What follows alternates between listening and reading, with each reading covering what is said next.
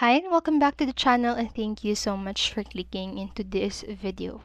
So in this video, I am going to teach you how to fix automatic brightness increase for Instagram on iPhone. So make sure that you stay until the very end of this video so you won't miss an important step or information. And without further ado, let's get on it.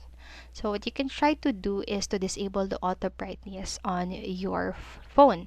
So first, just make sure to disable auto brightness on your iPhone. So under the accessibility, just tap on to the display and text size. So after that, just scroll down and then just make sure to disable the auto brightness option. So just right here, just toggle on the auto brightness.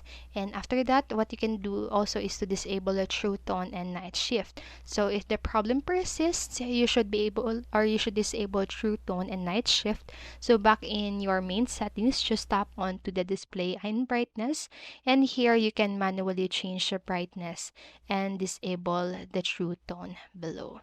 And then just simply after doing the steps right here, you should be able to disable the automatic brightness on your or disable the automatic brightness increase for your Instagram on an iPhone device. So I hope this helped you, and if it did, please make sure to like, subscribe, and hit notification bell button so you don't miss a video. Thank you so much for watching and have a great day. Bye bye.